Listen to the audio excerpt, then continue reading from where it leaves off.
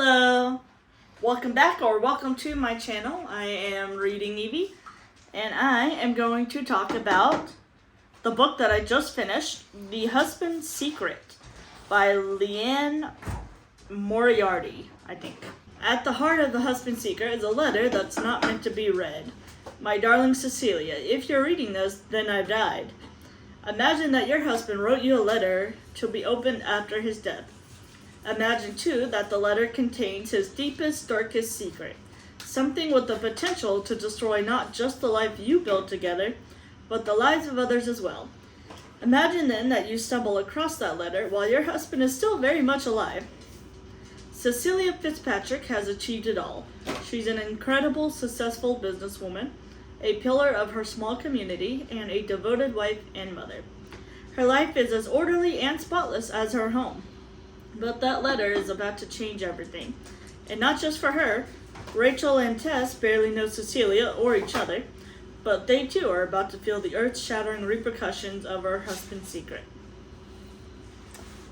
Is that true? We shall see. So I have a lot of notes on here. So I said, the opening is a tad weird, and it was because it kept mentioning something about the Berlin Wall. And this is why she was in the mess that she is in, Cecilia, that is. The book is in about, 3 different people's views, Rachel, Tess, and Cecilia.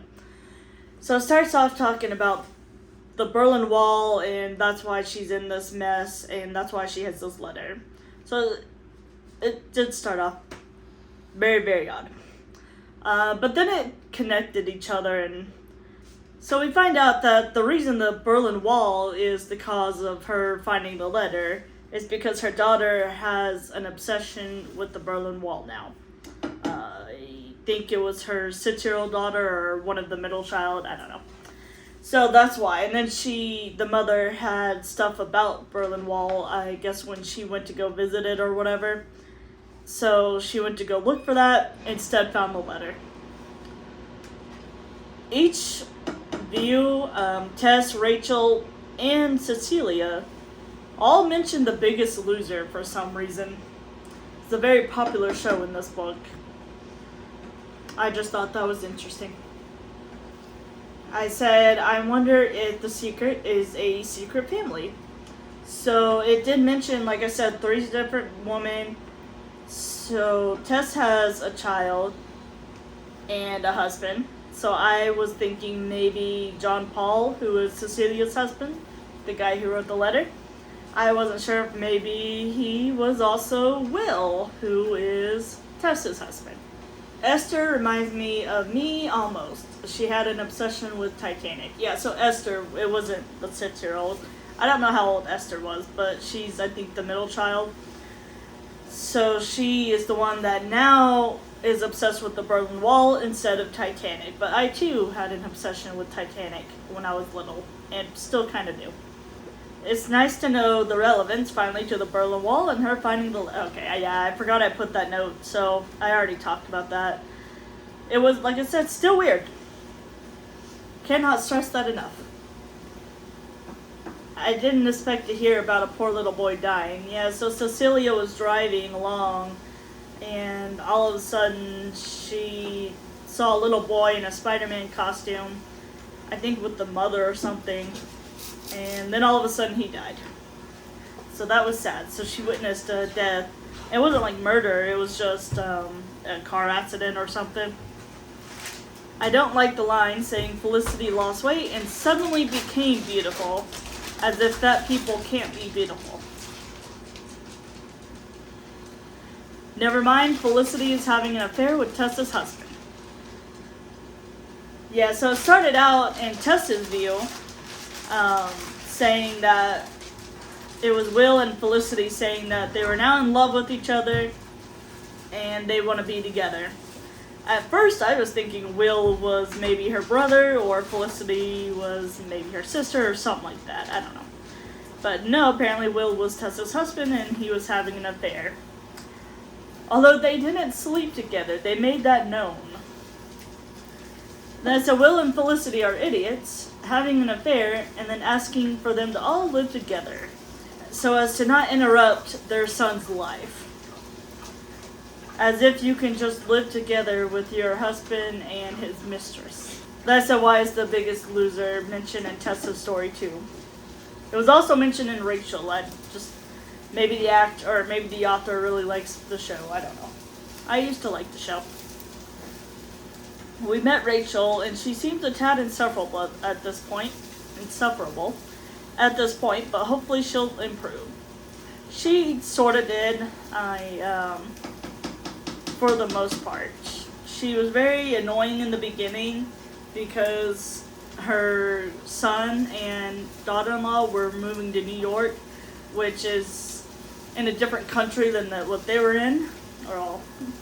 So she was just very bitter about that, which was understandable, but it was just the way she talked. I wish I wrote down examples. Cecilia was thinking of the letter and was like, nah, it can't be an affair or secret family. Like, dang it, there goes that theory. I was like, we shall see. Tess met a woman named Cecilia. Is it the same one who found the letter? So it was. So apparently they all live in the same town. Cecilia and Tess's kids go to school together. Rachel is a lot older, maybe 50s, 60s, if not even older than that. So she was the, I think, guidance counselor or something, secretary. She worked at the school that they all went to. Oh, I said counselor. So she's the counselor that Cecilia's kids go to, and now Tessa's son. So they moved after the affair was found out. Secret Life is sounding more like it now. And I said, oof, Polly, Cecilia's kid, she's the 6-year-old. I don't remember how old the other two are. I just remember there was an Isabella, Esther, and Polly. Polly's the youngest. So she said that her dad looks funny at Isabella, his other daughter. So I was thinking maybe that was the secret. Felicity's mom is really saying Felicity didn't have a choice in her affair. And so it turns out Felicity was Tessa's cousin. I thought they were best friends, but they were cousins and best friends. So her mother, Tessa's aunt, was really just trying to lay it on thick. As if you don't have a choice in your own affair. So Rachel did improve. I did learn that she lost her daughter when she was young. I think about 17 years old. So I can understand why she doesn't want to be away from her grandson. And then Rachel thinks Connor killed Jamie. But I wonder if they slept together instead, because she said he looked guilty. And then she was having symptoms, like tired all of a sudden. I can't remember her other symptoms, but...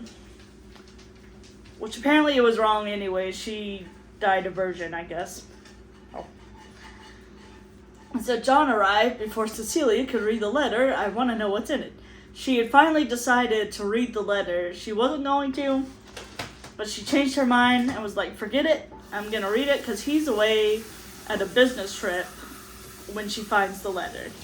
So he ended up coming back early because I think he knew that she was going to open it. So he came home and tried to smooth that over. Well, hopefully for Tessa's sake, Connor didn't murder Jamie, because Tess and Connor were starting to get close to each other, and eventually did sleep together. So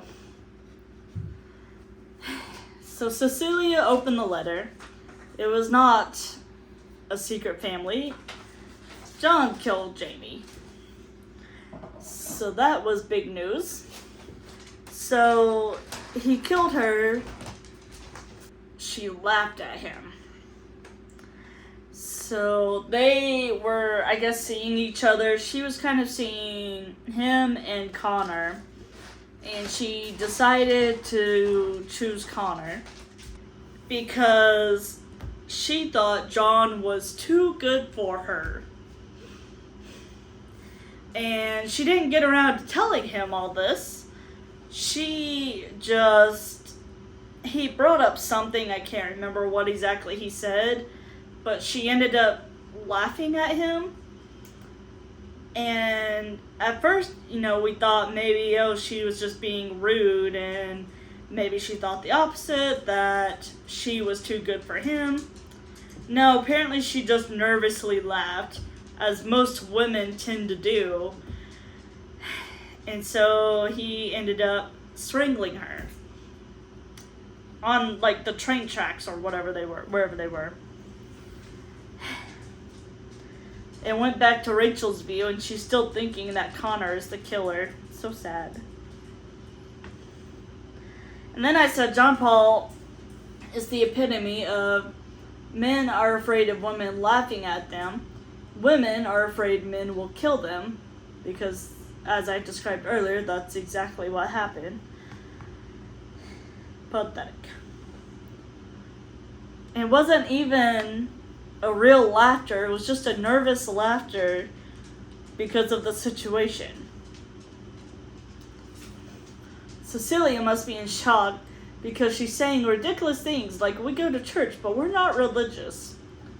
Maybe that's just me, but if you go to church, I'm gonna think that you're religious. I don't know, that's just me. So, it was also after she found out what was in the letters, so she kind of just started rambling in her head. So I'm pretty sure that was just shock.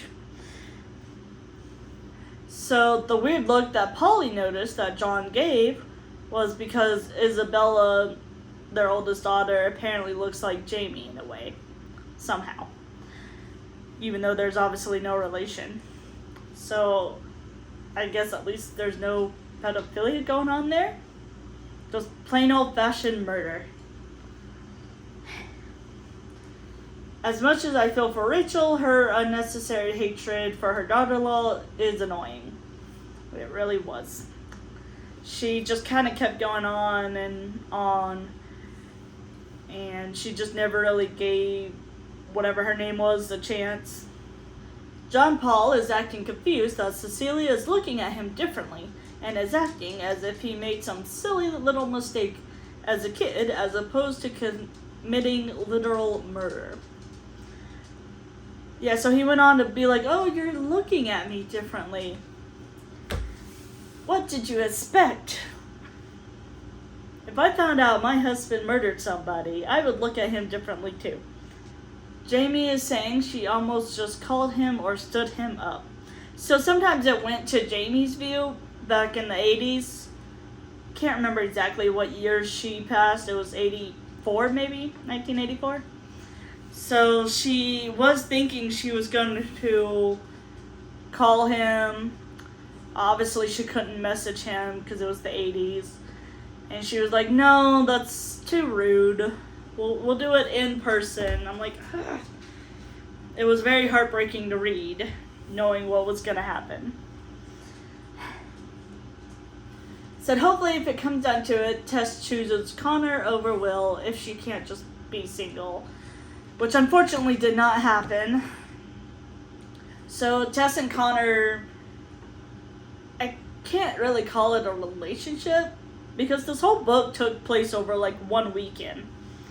Which I thought was a little weird, but whatever. So the husband has an affair. Well, she learned about it over, I want to say Thursday or Friday. And then a couple of days later, she's sleeping with Connor, which, whatever, she got cheated on, she could do whatever. But I was really hoping that Connor and Tess would maybe make it work. They had dated it previously, so it wasn't a complete stranger. And no, she went back to Will. For her kid. So stupid.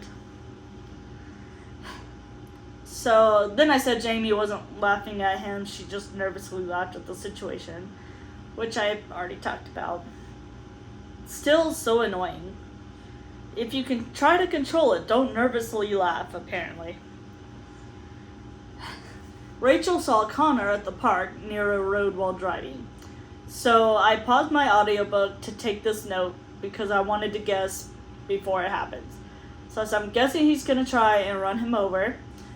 And then I'm guessing she's gonna hit Polly instead, as Polly was riding her bike to him after she saw him. So Connor also works at the school, because everybody apparently is involved in the school. Because Connor is the PE teacher after making a career change from accounting to PE teacher, so that makes sense. So Polly recognized him obviously. They were all at the park. Polly was riding her bike. I thought she was running, but apparently she was on a bike. Was riding her bike to him, calling him Mr. whatever his last name is, but kept calling for him. He pretended he was on the phone with Tess as she was breaking up with him, telling him that she chooses her husband. So he pretended not to hear her. And then Rachel is just driving along. This is the day of the anniversary of her daughter's death. So she is driving back from visiting, not her grave, but her death site for some reason at the train station or train tracks, whatever. So she sees Connor and starts to drive a little faster, gonna run him over. So it really wasn't like an unpredictable scene, but that was my guess, and I was correct. She hit Polly. Thankfully, Polly is alive. So she did lose her arm, though. She's only 6, and she also lost her right arm, and she is right-handed. But hopefully, maybe she lost it young enough. Maybe she can learn to write with the left hand. Maybe it might be a little easier. Cecilia told Rachel that John killed Jamie. I was not expecting her to, especially after Rachel ran over Polly. But she did while they were at the hospital, while Rachel was apologizing for hitting Polly. I said, Tess is back with Will. So, I talked about that earlier, So that night or whatever, they were talking, Tess and Will were talking about just everything that's going on. And Tess is asking why Will left her. And she started mentioning other things. But one of them was, they were on the season 5 of Dexter. I just said the audacity of being in the middle of a show. I just laughed that was one of the reasons why he should not have left. Dexter is a good show. I liked it. Cecilia said words that couldn't have been more true. You can try to imagine someone else's tragedy, but nothing truly hurts until it happens to you or your child. I don't have a child, but it does hurt when something happens to my husband. And I know it hurts him when something happens to me. So I would have revised that maybe to also say partner. For those of us who don't have kids. Rachel is hesitant on reporting the real killer, but yet is still annoyed with Connor. So even though she knows Connor didn't kill her daughter, she's still a little upset with him. Because she found a video that Jamie had recorded that they didn't know about she didn't find until recently. And she just didn't like how Connor's face was, how serious and upset he had gotten. Even though it wasn't terribly upset. It was just mildly annoyed. It wasn't dangerous or anything. But she still was peeved with him for that. I said, Tess had a second kid, but doesn't know if it's Will's or Connor's. And then I said, it's confirmed in the epilogue that Jamie didn't die because of what John did. And instead of an aortic dissection. So the epilogue was a little weird. It was basically kind of a hypothetical of every character's. And one of them was that had Jamie lived, she would have discovered that she has Marvin's syndrome, I think is what it was. I recognized it from Grey's Anatomy. Just saying. So the symptoms that she was having was because of that. So the person who performed the autopsy, or who would have, had the flu that day. So he didn't just pass it off to somebody else. He ended up just kind of skating by, and I guess they saw the strangle marks, whatever you call it, and just went with that.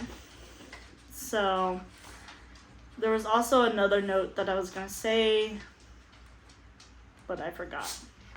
Oh, so it mentioned, the plot mentioned that all 3 lives were affected. It's kind of a stretch. So Will was on the way, I think, home or wherever the heck Tess was. Oh, Tess was at her mother's. So Will was on the way to talk because that was the moment she was choosing him over Connor. So while that whole thing with Polly was happening, Will was in a taxi cab heading towards Tess, and he saw the accident. So it didn't really change his life forever, I wouldn't think, but that was kind of a bit of a stretch to say that he was truly impacted by the letter, as opposed to Rachel, obviously, being the mother of the deceased. And then Cecilia, of course, being the husband of the murderer. And, of course, having kids with the murderer. So, yeah, so that was a bit of a stretch. But whatever, I guess. I mean, oh well. Other than that, I really liked the book. I found it hard to stop listening to it. I wanted to know what was in that letter. And then once I knew what was in the letter, I wanted to know what would happen. I don't think that he ever got reported, though, so I'm a little disappointed in that. So I understand kind of where Rachel is coming from on that. You know, they're now having to deal with a newly disabled daughter. So, I mean, I get not wanting to drag the father out of that. But it was still annoying. Because... So I wanted to kind of strangle her myself after that. No, I'm just kidding. So I did feel bad for Rachel, though, because she did lose her parents. She lost her daughter. And then years later, her husband died. So then all she had was really her son and her job. So she did come a little insufferable, or a little less insufferable, being so heartbroken about her grandson moving away. She did finally just suck it up, get a passport, and she was going to go visit them. She made plans to go visit them because they were going to be gone for 2 years. So I would recommend the book. I really enjoyed it. Let me know what you think.